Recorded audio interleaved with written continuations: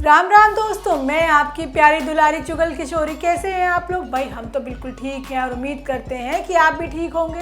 अब आज है सोमवार और हफ्ते की शुरुआत के साथ ही जोरदार धमाके भी आपका इंतजार कर रहे हैं। अब अनुपमा में पाखी बिल्कुल प्रतिवता हो गई है। उसे ना तो अधिक की गलती दिख रही है और ना ही उसकी चालबाजी। वही गुम है किसी के प्यार में फाइनली सभी को न्याय मिल गया है और अब तो ईशा और ईशान को एक करने की कोशिश भी करेगी। जबकि ये रिश्ता क्या कहलाता है में अक्षरा की मेहनत रंग लाई है और अभिमन्यु जेल से रिहा हो गया है। अब ये तो थी मोटा मोटी जानकारी, लेकिन पूरी जानकारी के लिए भाई रोज़ की तरह आपको हमारा शो चलना होगा। तो चलिए अब चलते हैं सीरियल की दुनिया में और जानते हैं कि अनुपमा के घर क्या हो रहा है।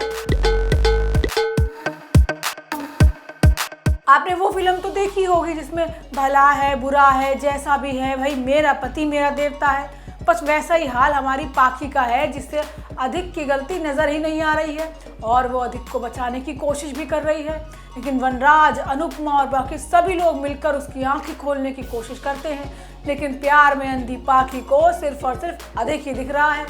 अब अधिक ने भी अपनी जान बचाने के लिए पाखी के पैरों में गिरना सही समझा, लेकिन अब अनुपमा धोखा खाने वाली नहीं है, क्योंकि अधिक का असली चेहरा जो उसके सामने आ चुका है। आज होता यह है कि पाखी अधिक का बचाव करती है।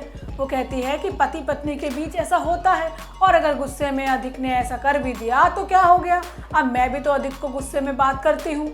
ये तो आम बात है। लेकिन अनुपमा पाखी को समझाने की कोशिश करती है कि पति पत्नी के रिश्ते में ये आम बात नहीं है। अब गुस्से में भी हाथ उठाना गलत है। मैं अपने रिश्ते में 25 साल तक आवाज़ नहीं उठा पाई थी क्योंकि कुछ जानती नहीं थी, लेकिन तुम तो सब जानती हो और ये गलत है। लेकिन पाखी कहती है कि बात सही या गलत की नहीं है, मुझे नहीं पता, लेकिन मुझे अपनी शादी बचानी है। अब प्लीज़ मेरी शादी तोड़ने की कोशिश मत करो। अब वनराज भी पाखी को समझाता है कि पहला हो या दूसरा, थप्पड़ तो भाई थप्पड़ ही होता है। अगर पहले मुझे अनुपमा ने नहीं रोका होता तो पता नहीं मैं उसके साथ क्या क्या बुरा कर लेता। रोकना भी ज़रूरी है पाखी। अब कल को अधिक तुम्हारे साथ कुछ और बुरा कर देगा तो फिर तुम क्या करोगी? अब अनुपमा भी परेशान होती है कि सबसे लड़ने वाली पाखी कैसे अधिक को नहीं रोक पाई और कोई जवाब क्यों नहीं दिया। अब सभी लोग पाखी को मजबूती से खड़े होने के लिए कहते हैं। बापूजी भी कहते हैं कि प्यार है तो एक मौका दे दो, लेकिन अगर डर की वजह से शादी तोड़ना नहीं चाहती तो ये तुम गलत कर रही हो। अब इसी बीच बरखा के कहने पर अधिक पाखी के पैरों में गिरकर सबके सामने माफ़ी मांगने का नाटक करता है और आंखों से मगरमच्छ की तरह आंसू भी गिराता है। लेकिन अनुपमा पहचान चाहती है कि अधिक सिर्फ नाटक कर रहा है। अब आगे आने वाले एपिसोड में पाखी अपनी शादी को एक और मौका देगी। अब देखना होगा कि अधिक वाकई बदलेगा या उसका यही रूप आगे भी देखने को मिलेगा। वही ये रिश्ता क्या कहलाता है में अक्षरा को कुछ ऐसा मिला है जिससे उसे यकीन हो गया है कि अभिमन्यु बेकसूर है। लेकिन वो क्या है ये तो अक्षरा कल कोर्ट में सबके सामने पेश करेगी, लेकिन उससे पहले ही उसका पूरा परिवार उसका दुश्मन बन गया है। अरे मुस्कान तो अक्षरा पर तहमत लगा देती है कि अब वो अभिनव के जाने के बाद अभिमन्यु के साथ अपना टांका भिड़ाने की कोशिश कर रही है। अब घर वालों को तो पता नहीं कि सबूत क्या है। आज के एपिसोड में होता यह है कि अक्षरा कोर्ट में अभिमन्यु से सवाल करती है कि अगर अभिनव जिंदा होते तो क्या वो अभीर को उनको सौंप देते।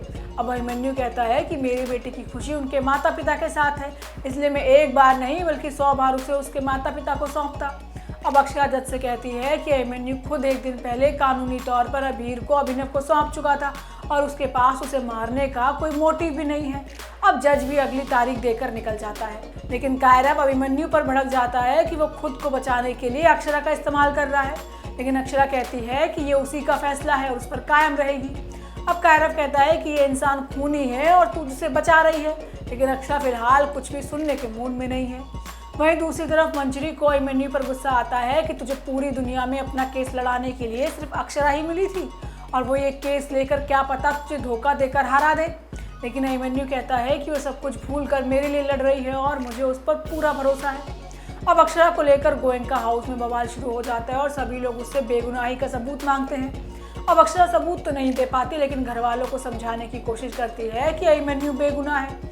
अब इसी बीच मुस्कान अक्षरा पर इल्ज़ाम लगाती है कि मंजरी तो पहले से ही आपको और अभिमन्यु को एक साथ देखना चाहती थी और अब अभिनव के जाते ही शायद आप भी यही चाहती हैं, इसलिए अभिमन्यु को बचाने के लिए लड़ रही हैं। अब ऐसी बात मुस्कान के मुंह से सुनकर मनीष भड़क जाता है और मुस्कान को खरी खोटी सुनाता है। अब मुस्कान के अलावा अब अभीर भी अक्षरा से नफरत करने लगेगा। अब आगे आने वाले एपिसोड में अभीर गुस्से से घर छोड़कर भाग जाएगा। वहीं गुम है किसी के प्यार में सभी को इंसाफ मिल चुका है और अब वो नए मिशन पर निकल चुकी है। हालांकि ईशान ने ही सभी को इंसाफ दिलाया है और अब सभी भी ईशान की अच्छाई से वाकिफ हो चुकी है। हालांकि पहले तो सभी ईशान पर ही इल्ज़ाम लगाती है, लेकिन बाद में समझ जाती है। होता यह है कि ईशान कॉलेज के सभी मेंबर्स के साथ मीटिंग रखता है, जहां गुंडे को किसने भेजा है इस बात पर बहस होती है। अब ईशान सीधा आयुष के पिता पर इल्ज़ाम लगाता है कि उसी ने सभी को धमकाने के लिए गुंडे को भेजा है, लेकिन वो तो साफ साफ इनकार कर देता है। लेकिन सभी सबके सामने उल्टा ईशान पर इल्ज़ाम लगा देती है कि ईशान ने गुंडे को भेजा है। अब खुद पर इल्ज़ाम लगते ही ईशान हैरान हो जाता है। सभी कहती है कि गुंडे को भाई कैसे पता कि फीस के लिए मैंने अपनी बहन की चूड़ियाँ चुराई थी या मैं अपनी शादी से भाग कर आई थी। ये सारी बातें तो सिर्फ आपको ही पता थी। अब ईशान का शक भी पक्का हो जाता है कि आयुष के पिता ने ही गुंडे को भेजा है। अब सभी भी चाल चलती है और सबके सामने आयुष के मुंह से सच उगलवा देती है। अब ईशान भी मौके पर मीडिया को बुला लेता है और आयुष को कॉलेज से बाहर निकाल देता है। अब आयुष को अपनी गलती का एहसास होता है और वो सभी से सबके सामने माफ़ी मांगता है और कंप्लेंट वापस लेने के लिए कहता है। लेकिन अब सभी उसके सामने कोई शर्त रखने वाली है। अब वो क्या होगी ये तो आने वाले एपिसोड में पता चलेगा। लेकिन अब सभी ने ईशान और ईशा को एक करने का फैसला ले लिया है। अब देखना होगा कैसे दोनों माँ बेटे को सभी एक कर पाती है। तो दोस्तों ये तो थी आज के तीनों सीरियल की पूरी जानकारी। आपको हमारा शो कैसा लगा देखो हमें लाइक कमेंट करके ज़रूर बताइएगा।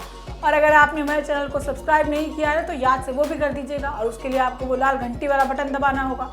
चलिए आपसे फिर मिलते हैं किसी नई वीडियो के साथ। राम राम।